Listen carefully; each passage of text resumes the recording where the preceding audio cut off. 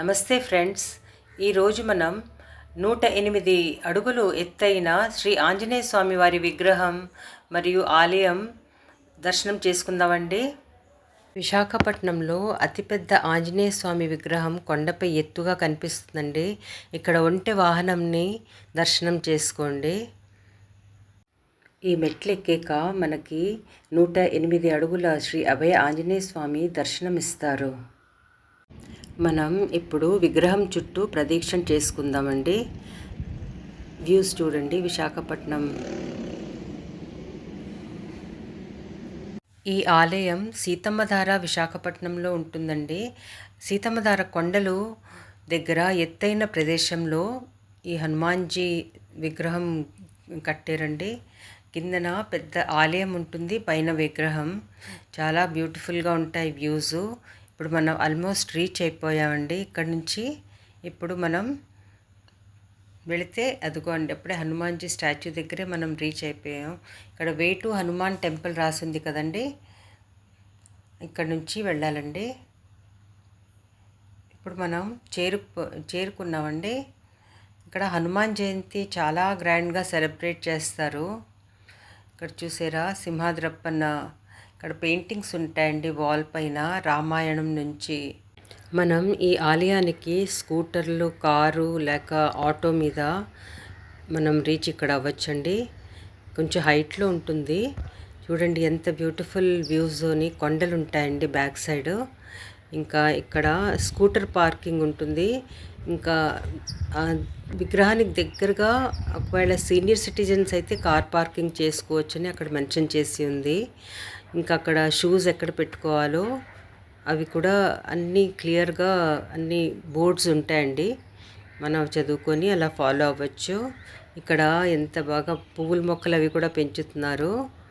శ్రీ అల్లూరి సత్యనారాయణ రాజు గారు ఇంకా ఎవరెవరు కట్టించారో ఆలయం వాళ్ళందరి పేర్లు ఇక్కడ చూసారా ఎంట్రన్స్లో ఇక్కడ రాసి ఉంటుందండి.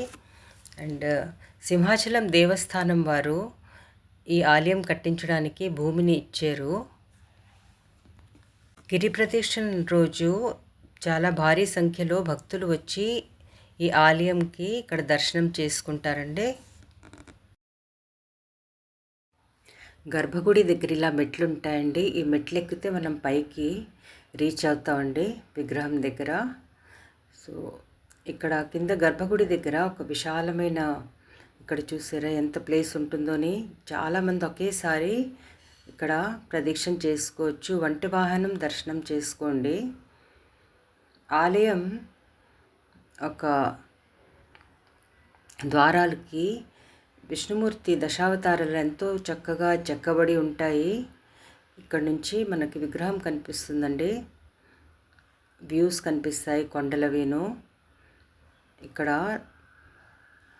ఈ ఆలయం నిర్మాణం చేసిన వారి పేర్లు రాసి ఉంటాయి. ఇదిగో మనకి లోపల ఆంజనేయ స్వామి దర్శనం అవుతుందండి.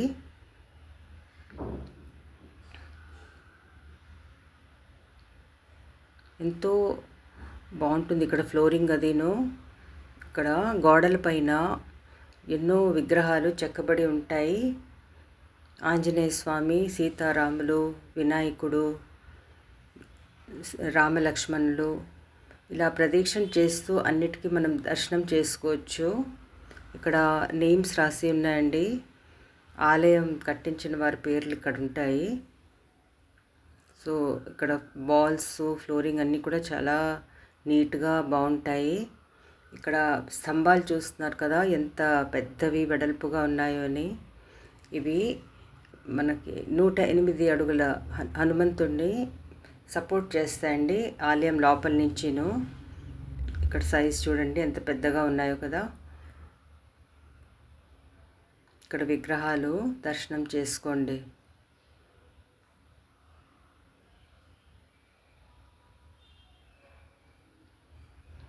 ఇక్కడ ఇలా వ్యూస్ ఉంటాయండి బయట. ఈ మెట్లు ఎక్కాక మనకి 108 అడుగుల శ్రీ అభయ ఆంజనేయ స్వామి దర్శనం ఇస్తారు. మనం ఇప్పుడు విగ్రహం చుట్టూ ప్రదక్షిణ చేసుకుందామండి. వ్యూస్ చూడండి విశాఖపట్నం. ఎంతో అద్భుతంగా ఉంటుందండి ఇక్కడికి వచ్చాక. ఇక్కడ చూడండి ఎంత ఎత్తైన ప్రదేశంలో ఉన్నాం మనం. విశాఖపట్నం అంతా కనిపిస్తుంది ఇక్కడికి వచ్చాక. విగ్రహానికి ఎదురుగా ఇలా ఉంటాయండి వ్యూస్. వైజాగ్ ఫుల్ సిటీ కనిపిస్తుంది. వెనక వైపు అంతా కొండలు, పచ్చటి మొక్కలు, చెట్లు అన్నీ కనిపిస్తాయి. చాలా అందంగా ఉంటాయండి వ్యూస్ అయితే. ఇక్కడ చూడండి, దర్శనం చేసుకోండి. అభయ ఆంజనేయ స్వామి విగ్రహం మనకి అభయ హస్తం చూపిస్తూ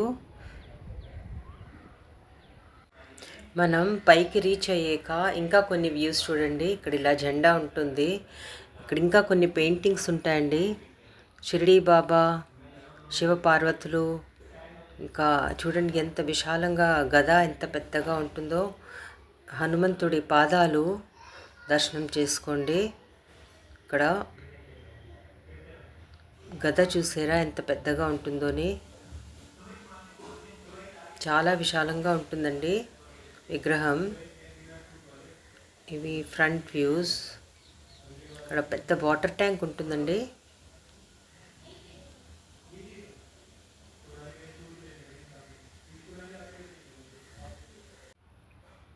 ఇక్కడ ప్రతి ఏడు జూన్ 1వ తారీఖుకి హనుమాన్జీ జయంతి రోజు ఆంజనేయ స్వామికి ఎంతో వైభవంగా పూజలు, అభిషేకాలు చేస్తారండి. 10,000 తాములపాకులతో ఇక్కడ పూజ చేస్తారు. ఇంకా హనుమాన్ జయంతి రోజున ఇక్కడ అన్న సంతర్పణ కూడా చాలా బాగా జరుగుతుంది. ఎంతో అధిక సంఖ్యలో భక్తులు వచ్చి ఇక్కడ దర్శనం చేసుకుంటారండి. ఈ ఆలయానికి కొంచెం దూరంలోనే సీతమ్మ వారు కోనేరు ఉంటుందండి. అక్కడ నీరు ఊరుతూ ఉంటుంది. ఆ సీతమ్మ తల్లికి రక్షకునిగా ఇక్కడ హనుమాన్జీ ఆలయం కట్టించారు. ఇక్కడికి వచ్చి మనం ప్రశాంతంగా కూర్చొని పూజ చేసుకోవచ్చు, మెడిటేట్ చేయొచ్చు. చాలా ప్రశాంతంగా ఉంటుందండి ఇక్కడ. గర్భగుడిలో ఉన్న ఆంజనేయ స్వామికి ప్రతిరోజు పూజలు, ఇంకా అర్చన పొద్దుట సాయంత్రం జరుగుతాయి. 108 ఫీట్ శ్రీ ఆంజనేయ స్వామి దర్శనం చేసుకొని మనం బయటకు వచ్చేవండి. కింద మనం దిగుతున్నాము. ఇక్కడ రోడ్డు ఒకటే ఉంటుందండి వెళ్ళడానికి ఇంకా రావడానికి కూడాను. చాలా వెడల్పుగా నీట్గా ఉంటుంది. వెహికల్స్ కూడా ఈజీగా ఆంజనేయ స్వామి విగ్రహం దాకా చేరుకుంటాయి. సో ఇక్కడ తోవలో ఇలాగా రామాయణం కథ చెప్తూ ఇక్కడ మంచి పెయింటింగ్స్ ఉంటాయి. అవి కూడా చూద్దాం. ఇక్కడ హనుమంతుడు రామలక్ష్మణులతో, సీతమ్మతో ఇలాగా లంక వెళ్ళడానికి సముద్రం దాటుతూ ఎన్నో చిత్రాలు మనకు కనబడతాయండి. చుట్టూ మంచి బ్యూటిఫుల్ వ్యూస్ ఉంటాయి. ఈ ఆలయానికి మీరు ఎవరైనా విజిట్ చేసారా? ఎక్కడైనా మీరు ఇక్కడ ప్లాన్ చేస్తే వైజాగ్ తప్పకుండా విజిట్ చేయండి. So video subscribe, like and comment చేయండి, షేర్ కూడా చేయండి. ఈ రోడ్డు కన్స్ట్రక్ట్ చేసిన వారు నేమ్స్ ఇక్కడ బోర్డు పైన రాసి ఉన్నాయండి. ఇదిగోండి వ్యూస్ ఇలా ఉంటాయి. ఇక్కడ వైజాగ్ కనిపిస్తుంది ఫ్రంట్ వ్యూస్. ఇలా రెడ్ కలర్ యారో మార్క్ చూపిస్తూ ఈ ఆలయానికి చుట్టుపక్కల ఎన్నో బ్యానర్స్ పెట్టారండి ఈ వీడియోలో చూపిస్తున్నట్టు. సో మనం అవి ఫాలో అవుతూ ఈజీగా ఆలయానికి చేరుకోవచ్చు. 108 అడుగుల శ్రీ అభయ ఆంజనేయ స్వామి వారికి ఎంతో భక్తి శ్రద్ధలతో మనం జై హనుమాన్ చెప్తూ మళ్ళీ కలుద్దామండి నెక్స్ట్ వీడియోలో. నమస్కారం.